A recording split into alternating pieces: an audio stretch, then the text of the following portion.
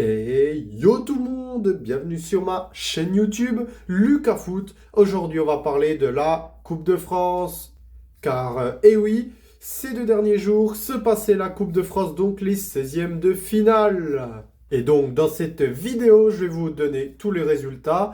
Le tirage au sort des 8e de finale qui a eu lieu hier. Et puis on va parler donc des principaux matchs.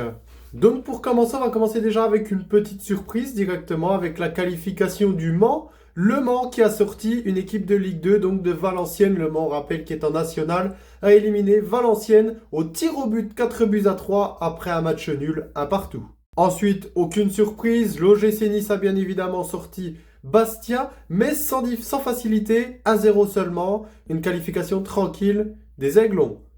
On poursuit avec la victoire dans un match de national entre Div Cabourg et Le Puy. Une victoire 1-0 des joueurs de Div Cabourg. Allez, on continue ces résultats avec une nouvelle petite surprise. La victoire de Cannes, de l'AS Cannes, équipe de National 2, qui a battu donc le FC Lorient, équipe de Ligue 2, sur un score de 2-1. Ensuite, la hiérarchie a été respectée. Le SCO d'Angers élimine Quevilly sur un score de 3-2. Sans oublier que Toulouse a aussi battu Laval 2-1. Donc en toute réussite, les Toulousains se sont tranquillement imposés aussi à domicile face à Laval, équipe de Ligue 2. Ensuite, on enchaîne avec le match Stade Briochin-Annecy. Annecy qui est un grand fervent de la Coupe de France ces dernières années, qui ont sorti des gros comme l'OM, etc. Et qui est une équipe qui va très loin, souvent dans le dernier carré, ces 2 dernières années. Mais cette fois-ci, ça n'ira pas plus loin que les 16e. Ils ont été éliminés par l'équipe de National 3, de National 2, pardon, du Stade Briochin sur un score de 1 partout et une élimination donc au tir au but de 4-3. Et ensuite, ce sont les hommes de Jorge Sampaoli qui se sont fait éliminer. Les Rennais éliminés donc par l'Estac 3 sur le score de 1-0. Sans oublier bien sûr la qualification du PSG 4-2 face à l'Espali Saint-Marcel, alors qu'ils avaient été menés 1-0 dès la 3e minute. Puis ensuite, égalisation du PSG. Puis le PSG reprend l'avantage de 1. On s'était dit ça va dérouler, mais non, parce que le PSG s'est fait égaliser seulement 4 minutes plus tard par l'Espali Saint-Marcel. On rappelle que c'était une équipe de National 3. Et par la suite, comme d'habitude, dans les derniers instants, le PSG a sorti la spéciale et s'impose 4-2 face à l'Espali Saint-Marcel. Sans oublier la victoire et la qualification du Racing Club de Strasbourg au tir au but face à l'ES Taon. De partout, victoire 5-3 au tir au but, tranquille qualification. Ensuite, on va passer aux grosses surprises, très grosses surprises déjà, avec la qualification de l'En Avant Guingamp face au FC Sochaux-Montbéliard. On va pas dire que c'est une surprise parce que bon, il y a un niveau d'écart de plus pour l'En Avant Guingamp, mais c'est très triste pour les Sochaliens qui ont réalisé un match exceptionnel. Ils ont ouvert le score, se sont fait régaliser malheureusement, ont repris l'avantage avant de se faire régaliser encore. 2 partout, score final du match, tir au but et une victoire au tir au but pour les Guingampais dans la douleur 9-8. Interminable cette séance de tir au but. Même les gardiens ont tiré. C'était très long, mais c'était une très belle rencontre. Malheureusement pour nous, les Sochaliens sont donc éliminés et n'iront pas plus loin cette saison que les 16e de finale. Et ensuite, pour la surprise du soir, la grosse surprise, c'est la victoire de Bourgoin-Jallieu, l'équipe de National 3 qui s'est donc imposée sur le score de 2 partout, mais qui s'est imposée surtout au tir au but grâce à un très grand et jeune gardien du moins.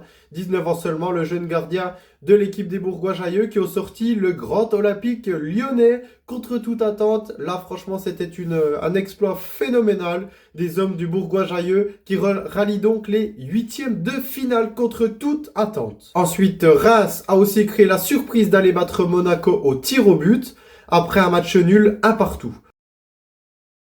Et en parlant de favoris, malheureusement, on y croyait cette saison. Ça là, elle fait très mal à dire. On y croyait cette saison à la coupe pour l'Olympique de Marseille, mais ça ne sera pas encore cette saison. Peut-être l'année prochaine, on verra. Mais en tout cas, ce ne sera pas cette fois-ci. Défaite de l'Olympique de Marseille après un match nul 1 partout. Un match par contre exceptionnel, un très très très gros match de la part des deux équipes. Malheureusement, les Marseillais ont été un peu en dessous, j'ai trouvé à certains points, mais ils ont été un peu au-dessus sur certains points et à certains moments du match aussi. Menés à 0 en deuxième mi-temps par Lille, ils ont finalement arraché le nul à la 90 plus 6 grâce à Luis Enrique et une frappasse monumentale. Le Brésilien égalise et arrache la séance de tir au but qui malheureusement, comme vous le savez ces dernières années, les tirs au but à l'OM, ça ne réussit pas du tout, surtout que dans les cages, on avait Jeffrey Delange qui avait été choisi pour ce match et non Geronimo Rulli. Donc ça n'a pas aidé non plus. Delange qui n'a pas été mauvais sur son match, mais la séance de penalty, ce n'est pas son truc non plus. Il ressemble à Paul Lopez.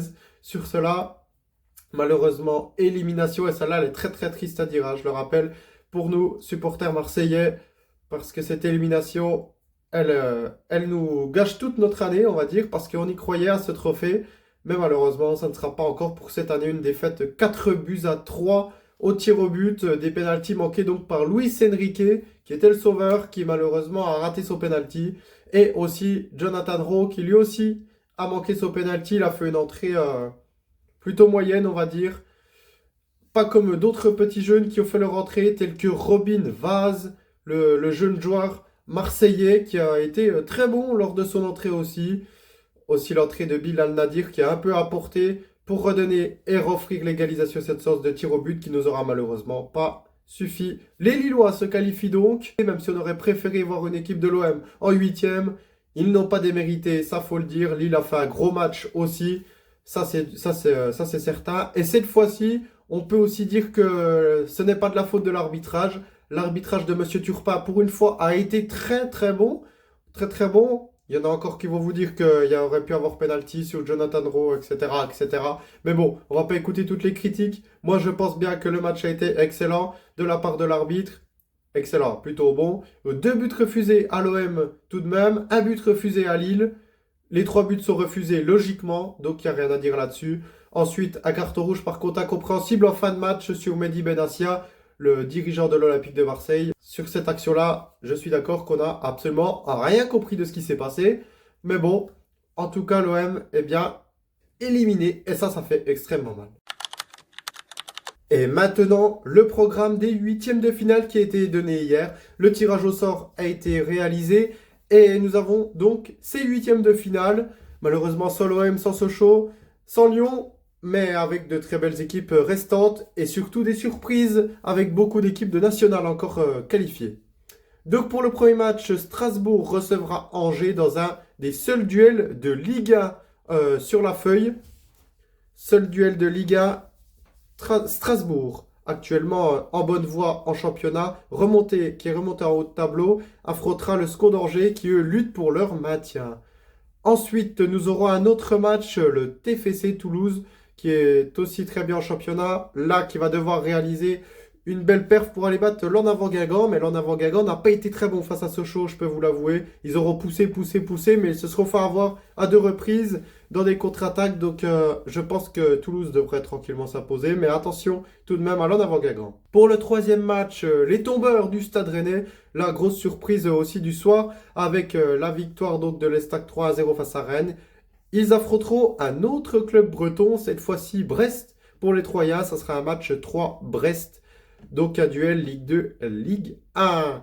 Ensuite, là, ça a été la déception pour les joueurs du DIF Cabourg. Les joueurs du DIF Cabourg qui ont été déçus, franchement, quand ils ont vu leur tirage, parce qu'ils affrontent l'AS Cannes, un duel National 3, National 2. Donc c'est triste pour les joueurs de DIF Cabourg qui s'attendaient à voir du gros et sûrement de la Ligue 1. Là, on a vu la joie des joueurs de Bourgois-Jallieu qui ont encore une fois tiré une Liga après avoir sorti contre toute attente l'Olympique lyonnais. Ça sera maintenant face au Stade de Reims de faire le grand jeu et pourquoi pas rejoindre les derniers carrés et le quart de finale. Ça serait une première dans leur histoire. Ensuite, match du LOSC, les tombeurs de l'OM. Lille affrontera le vainqueur d'Haguenau-Dunkerque parce que pour des conditions météorologiques, le match ne s'est toujours pas déroulé. Il se déroulera ce mercredi. Et enfin, pour les 2 derniers matchs de ces huitièmes de finale, le Stade Briochin National 2 affrontera l'OGC Nice. Et pour finir, Le Mans équipe qui a sorti Valenciennes. Le Mans qui a créé un exploit en 32e de finale en battant une équipe de N3 sur le score de 7-0 dans un très gros match. Donc là, ils affronteront les Parisiens. Ça ne sera sûrement pas le même score. peut-être à l'inverse, mais on ne l'espère pas. Le Mans National affrontera donc le PSG au Mans. Et voilà, c'est donc tout pour cette Coupe de France. Maintenant, t'es incollable, tu connais tout sur la Coupe de France. On attend bien sûr les huitièmes avec impatience. Et maintenant, place au championnat ce week-end. Et surtout, n'hésite pas, like, partage si ça te fait plaisir et abonne-toi. Appuie sur le petit bouton qui s'ajoute juste ici. Ça fait super plaisir. N'hésite pas aussi à lâcher ton petit commentaire pour me donner tes ressentis sur les matchs et sur le tirage. Allez, sur ce...